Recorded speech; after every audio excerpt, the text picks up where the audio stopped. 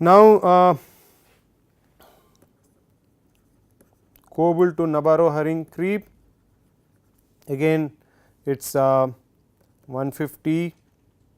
So, you are doing epsilon dot C is equal to epsilon dot NH. So, 150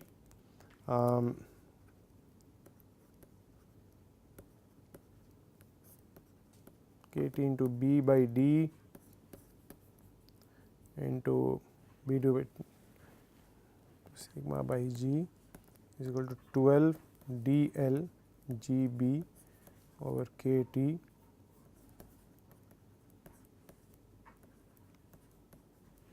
by G. So, sigma by G and sigma by G cancel out, kT cancel out, Gb cancel out. So, what you have is B by D is equal to 12 dl by 150 dGb, and if we expand this, so this is 12 dOL e to the power minus QL over kT by 150 dOGB.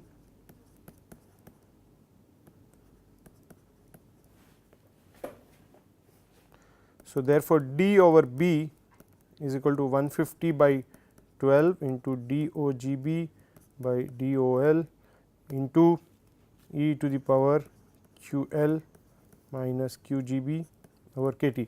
So, here since the temperature is already taken as T is equal to 0.9 Tm. So, the boundary is only dependent on the grain size, there is no dependence on stress. So, the transition from Coble to Nabarro-Haring creep is not dependent on stress, but it is only dependent on grain size, especially when the temperature is fixed. So, that is why if you look at the map, you see a certain value of d by b. So, this is d by b for a given temperature, and that is what determines the transition from Coble to Nabarro-Haring. There is no dependence on stress. Now, let us look at the second case, which is Nabarro-Haring to dislocation creep. So, again we have 12 dl Gb by kT into B by D square into sigma by G is equal to 6 into 10 to the power 7 dl Gb by kT. We know there is no grain size dependence. So, B by D to the power 0 into sigma by G to the power 5. So, what we get is kT cancels off, Gb dl cancel out each other. So, you have B by D square is equal to 6 into 10 to the power 7 divided by 12 into sigma by G to the power 4. So, the rest of the terms cancel each other. So, this is what you have. So, now if you do B by D is equal to 6 into 10 to the power 7 by 12 half into sigma by G square. So, this implies D over B is equal to 6 into 10 to the power 7 by 12 minus half into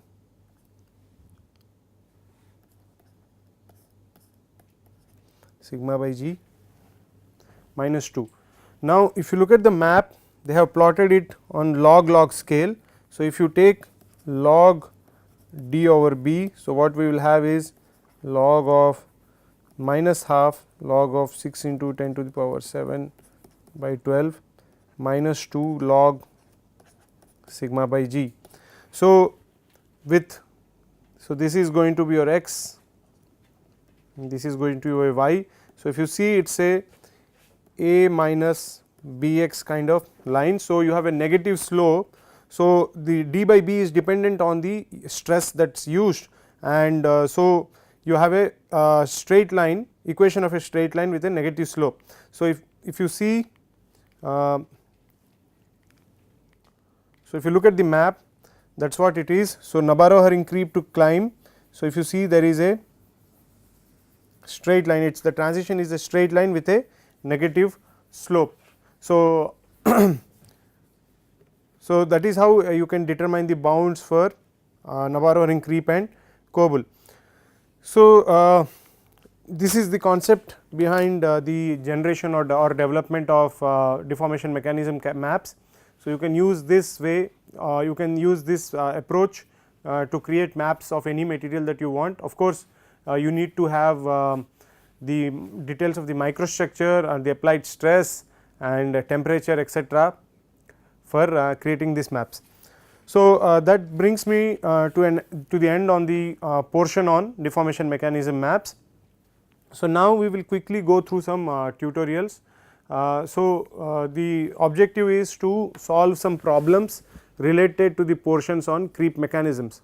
So, all that portion that we covered about Newtonian viscous creep and power law creep and the deformation mechanism maps and things like that.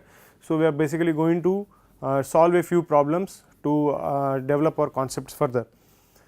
So, the first question is as follows, problem 1.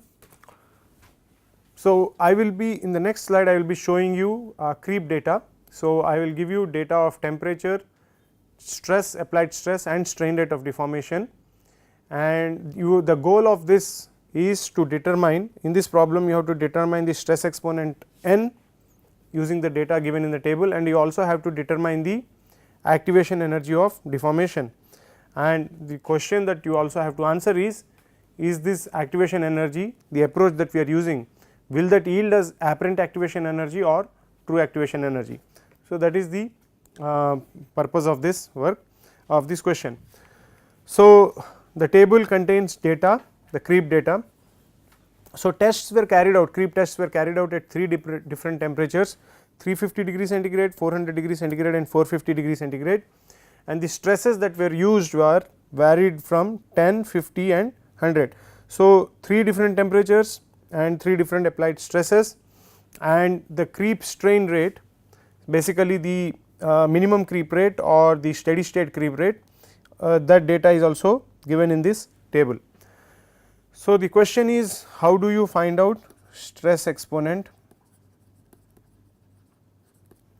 n from this data? So, to understand that, we can look at the Bird-Mukherjee-Dawn equation again. So, you have epsilon kT by dGB is equal to A B by D to the power P and sigma by G to the power n. So, if you take the relation, if you take all the terms onto the other side, so you have A D G B by kT into B by D to the power P into sigma to the power n by G to the power n.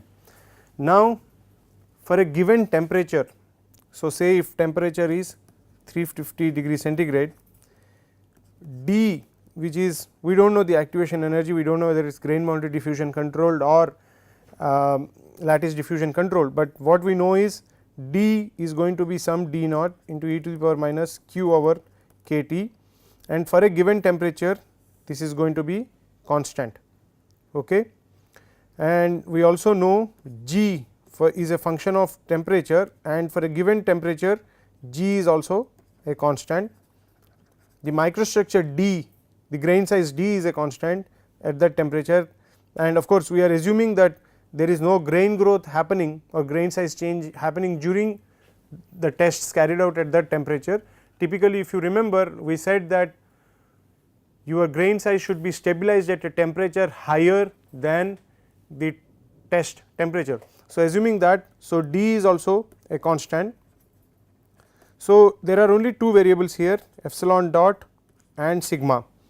So, the rest of the terms can be taken as constant k, and so essentially this becomes epsilon dot is some constant k times sigma to the power n. So, for a given temperature and given microstructure, if you make a plot of log epsilon dot, if you take logs, then this becomes log k plus n log sigma. So, if you plot log epsilon dot versus log sigma, you should essentially get a straight line. So, this is a equation of a straight line, and the slope of that line will give you the stress exponent n. So, that is what I have done here, and so you have strain rate of creep deformation on the y axis and the applied stress on the x axis in a log plot, and I have done that for all the 3 temperatures 350, 400 and 450. And let us take the case of 400 degree centigrade, data corresponding to 400 degree centigrade, and the plot basically turned out to be something like that. So, the strain rate of deformation, so I gave it a fit, basically a power law fit, because epsilon dot is equal to k sigma to the power n. So, if I when I gave it a power law fit, what I found was epsilon dot is basically 4 into 10 to the power minus 13 into sigma to the power n. So, x is sigma. So, this is what I got from the power law fit, and to the data. Of course, one way of doing is, if you take your log epsilon dot and log sigma values, you could also give it a straight line fit and then see what are the values. So, what you would have got in that case is log epsilon dot is equal to log of 4 into 10 to the power minus 13 plus log sigma, and so n is equal to 1. So, what we found out from this is the n value. So, n is equal to 1 for the tests being carried out at 350 degree centigrade, and if you notice, the other data is also, the slopes of the other lines are also parallel to the line that we determined.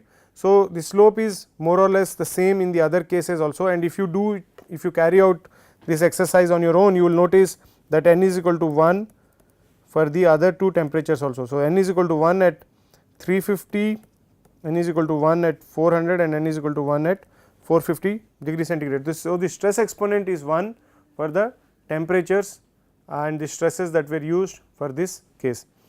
Now, let us look at determining the activation energy of deformation. So, again if we go back to this case, so epsilon dot is equal to a d g b by k t b by d to the power p sigma n over g n.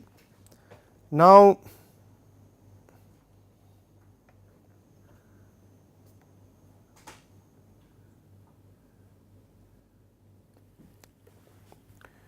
if you take, so you have 3 temperatures, so you have to get the activation energy. So, epsilon dot can also be represented as constant k1 and sigma into exponential minus q over kt. So, in this case, if you plot epsilon dot ln of, if you take it if you take ln of epsilon dot, you will get ln k1 plus ln sigma n minus q over kt. So, if you make a plot of ln epsilon dot versus 1 over t, then you will get the q value as the slope of the line. So, but this has to happen at a constant stress, because now for this to happen the stress should be constant. So, which means you should take one constant stress value and then look at the strain rates corresponding to these different temperatures. So, in this particular case we can take the stress of 10 to the power 7 MPa. So, basically 10 MPa. So, if you take that, so take sigma is equal to 10 MPa and look at the strain rates corresponding through the 3 points. So, this is strain rate corresponding to 350 degree centigrade, strain rate corresponding to 400 degree centigrade and strain rate corresponding to 450 degree centigrade. So, these are the 3 levels for a constant stress of 10 MPa, and now if you plot epsilon dot versus 1 over t, So, this is what you will get. So, log strain rate versus 1 over T. So, you can give it a exponential fit, you can just take the data directly and give it an exponential fit, or you convert your strain rate terms, or you convert your strain rate data, into ln of strain rate and then plot it against 1 over T. In either case what you will get is the exponential term, that is e to the power minus q over kt or RT, let us say q over RT. So, since you are doing it, x is 1 over T because your plot is against 1 over T. So, x is 1 over T. So, what you are getting here is q over R is basically 12466. So, if you remember in an earlier class portion I also mentioned, you could either do it as q over kt or q over RT. It would not change because k is basically R over n, and n is the Avogadro's constant, which is 6.023 into 10 to the power 23. So, if you take care of the units, you are always going to get the right value of q. So, here we are taking the universal gas constant R. So, q becomes 12466 into 8.314. So, that approximately is 103 kilojoule per mole. So, if you remember, I asked question that the activation energy that you are determining in this case, is it the true activation energy or apparent activation energy? Well, the answer is it is going to be apparent activation energy, and the reason is you have taken the strain rates versus 1 over temperature for constant sigma, but for determining real activation energy or true activation energy, your strain rate versus 1 over T should be for constant sigma over G. Since we chose the first case for our analysis, so the data that we get or we got is only apparent activation energy. So, this is how you can determine the activation energy of deformation from creep data. So, let us go to problem number 2.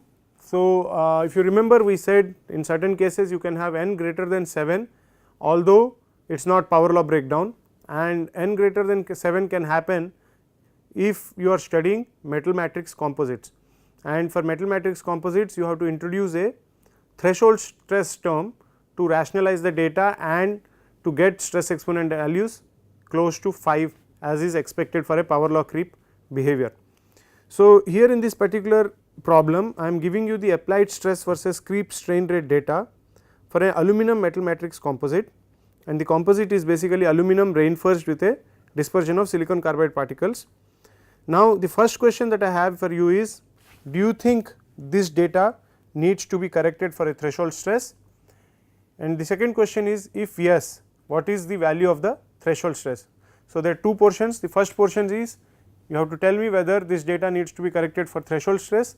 If it needs to be, then what is the value of the threshold stress, so that you get your stress exponents within the range of 4 to 7. So, in order to understand whether a threshold stress based approach is to be taken or not, plot the strain rate of deformation against stress in a log plot. So, if you look at the plot, there is a significant curvature or deviation from a normal linear fit between log and log stress. So, typically when you have log epsilon dot versus log sigma, you expect a linear fit, but in this case if you notice you have a slightly curved fit. So, it is a non-linear fit. Furthermore, we observe from the plot that the stress exponent is actually higher at lower stresses. So, the stress exponent is higher at lower stresses, the slope, and lower at higher stresses. The stress exponent is decreasing as you increase the stress level. Now, this is not what we expect in a normal creep behavior, because in a normal creep behavior you typically go from, except for viscous glide creep where you see something like that, you have higher slopes, then lower slopes, and then higher slopes. This is for viscous glide mechanism creep.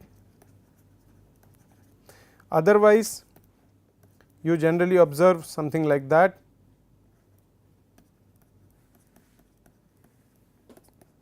You expect increase in stress exponent from lower to lower values to higher values as the stress increases. But here in this case we are not seeing that, you are seeing a reduction in stress exponent as the stress increases. And also you remember this is a metal matrix composite and not a solid solution like a class A alloy, where you would have expected a reduction in stress exponent with increasing stress. So, since this is the case, so basically this means you will need to invoke a threshold stress value in order to rationalize this data. So, how do you do that? So, in the threshold stress method, the strain rate can be represented in the following form. So, the strain rate is actually dependent on an effective stress, and the effective stress is sigma minus sigma naught. And if the threshold stress value, if you identify the right value of this threshold stress, then you will see that the stress exponent, instead of being greater than 7, it will come to in the range of 4 to 7, let us say it comes close to 5. So, this is your original data, and what you can do is applied stress, assume a certain value of threshold stress. So, let us take threshold stress as 7.3. So, the effective stress becomes 0.7 for an applied stress of 8 MPa, and this is how the effective stress will look like for different applied stresses. Please note that the threshold stress is taken as constant and the strain rate of deformation is over here. Now, make a plot of log strain rate versus log sigma minus sigma naught, and for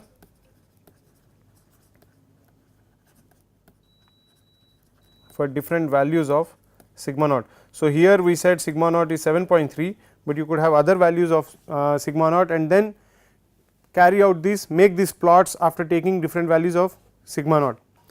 So, if you see in this case, I have made a plot of strain rate versus stress. This is stress for different values of threshold stress. So, in the first case I assumed 2.5, in another case I assumed 4.5, in a third case I assumed 7.3, and the original data is indicated here. So, this is how the original data had a certain curvature. When I used a threshold stress of 2.5, I still got some curvature, although the curvature has reduced to some extent. When I used a threshold stress of 7.3, it actually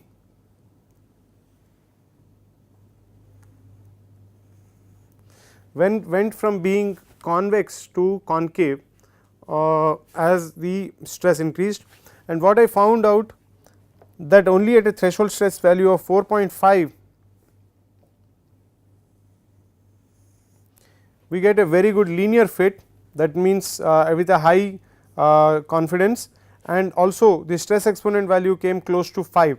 So, when you chose threshold stress value of 4.5, you got a linear fit between the strain rate and the effective stress, and you also got a very good fit to the data, and that is why for this material the threshold stress is around 4.5 MPa. So, that is the approach to be taken for determining the threshold stress for a metal matrix composite. Now, let us look at another problem. This is problem 3, and here I am talking about Newtonian viscous creep mechanisms, and this is a plot of log strain rate versus log grain size, and what I want you to identify is tell me what is mechanism 1, what is mechanism 2, and what is mechanism 3. Okay, so, how do you do that? Well, if you see epsilon dot is proportional to d over minus p, that also comes from the Bird Mukherjee Dawn equation.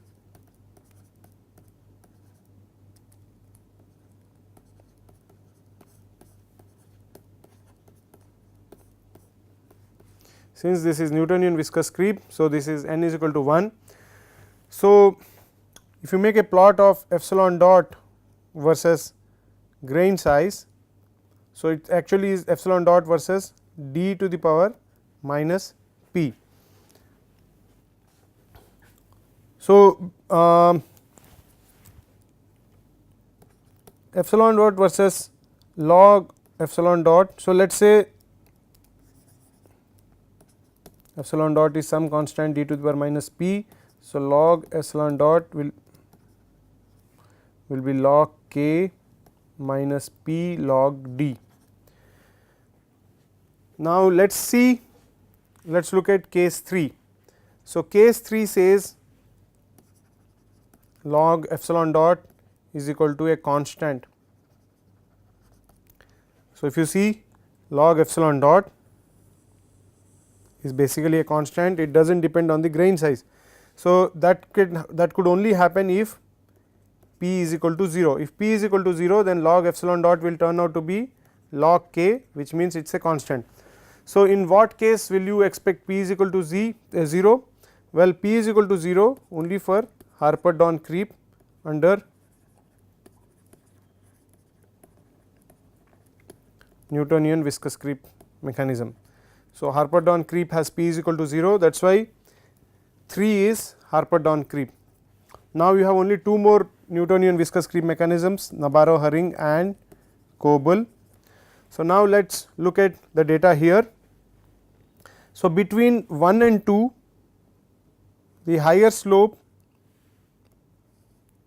is exhibited by 1, the lower slope is exhibited by 2. Now, let us see the data again. So, log epsilon dot is equal to log k minus p log d. So, if sharper a larger drop in strain rates will be achieved if p is large. This is larger the value of p, larger will be the drop in strain rates.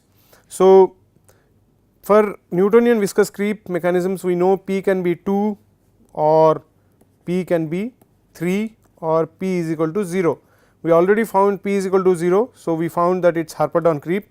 Now, between p is equal to 2 and p is equal to 3, if p is 3, so if log epsilon dot is equal to log k minus 3 log d. So, if p is equal to 3, you will see a larger drop in strain rates, and if p is equal to 2, you will see a milder drop in strain rates as d increases. So, between 1 and 2, larger drop in strain rates is observed for case 1. So, this has to be p is equal to 3, and a milder drop of strain rates is observed for p is equal to 2. So, this is the difference between 1 and 2, and because we know p is equal to 3 for Coble creep. So, mechanism 1 is Coble and mechanism 2 is Nabarro-Hering creep. So, 1 is Coble creep, 2 is Nabarro-Hering creep, and 3 is Harper-Don creep. So, this is a fairly elaborate process that I showed to come to the conclusion regarding 1, 2 and 3, but there is also a simpler way of looking at this. Now, if you see Newtonian viscous creep mechanisms, the mechanisms that we discussed in the lecture so far have been 3. There are 3 Newtonian viscous creep mechanisms: Coble, Nabarro-Hering and Harper-Don. And what we have also understood so far is that Coble is dominant when the grain size is fine, and Harper-Don is dominant when the grain size is very large, and Nabarro-Hering creep falls in between Coble creep. The grain sizes where Nabarro-Hering creep is dominant falls somewhere in between Coble creep and Harper-Don creep grain sizes. So, in that sense, if you see here, mechanism 1 has to be Coble, because we are talking about very fine grain sizes. Here the grain sizes are small. So, this has to be Coble, whereas here the grain sizes are the largest. In this particular plot, the largest grain sizes are belong to mechanism 3. So, obviously this should be Harper-Don, and since the intermediate grain sizes they will then correspond to Nabarro-Hering creep. So, mechanism 1 is Coble, mechanism 2 is Nabarro-Hering and mechanism 3 is Harper-Don. So, this is just another way of looking at this problem. And the last problem in the tutorial is related to the deformation mechanism map. So, this is a hypothetical deformation mechanism map that I have shown below, and there is a dotted line. So, there is a blue dotted line. This dotted line describes the critical temperature at which transition from Nabarro-Hering creep to Coble creep would occur. Now, the critical temperature, the formula for the critical temperature is also shown here. Now, what I want you to tell me is what will be the effect of an increase in grain size and an increase in QL. So, let us take two cases, one case 1 increase in grain size and case 2 is increase in QL. So, you have to tell me what happens when there is an increase in grain size. Will the line move to the left or to the right? Secondly, if you have an increase in QL, will the line move to the left or to the right? So, these are the two cases that you have to discuss, and you have to tell me how does the line move based on case for case 1 and case 2. Now, let us look at case 1. So, D increases, case 1 is increase in grain size. So, if you see in this equation, Tc is dependent on grain size D and D is in the denominator. So, if D increases, Tc is going to come down. So, if Tc is coming down, on the x axis we have Tm over T. So, if T is coming down, so the critical temperature at which the transition happens is coming down, then what will happen is the line will move to the right. So, Tm by T increases as T comes down. So, Tm by T increases, so the line will move to the right. So, what this tells us is, as you increase the grain size, the domain in which Koebel creep operates is actually shrinking, and the domain or the boundaries within which Navarro-Herring creep operates is actually expanding. So, that is the effect of increase in grain size. So, Navarro-Herring creep is becoming more dominant as the grain size increases. So, that was case 1. Let us look at case 2, which is increase in QL. So, when QL increases, again Tc increases as QL increases. So, if Tc increases, Tm by T is going to come down. So, Tm by T is going to come down as QL increases. So, what would happen is, now the line would actually shift to the left. So, this original location, so the line is going to shift to the left as the QL activation energy of lattice diffusion increases, and that is because as the activation energy of lattice diffusion increases, it is going to be more difficult for diffusion of vacancies to happen through the lattice. So, they would rather prefer to move through the grain boundaries, because QGB has not changed, it is only QL which has increased. So, which means the contribution of Koebel creep to the strain rate of deformation is going to expand, whereas the contribution of Navarro-Herring creep is going to shrink. So, that is why when you have an increase in QL, Navarro-Herring creep, the domain of operation of Navarro-Herring creep is going to shrink, and the domain of operation of Koebel creep is going to expand. So, that is how the line would move depending on the value of the grain size as well as the value of your activation energy. So, with that I come to the end of the tutorial. Thank you.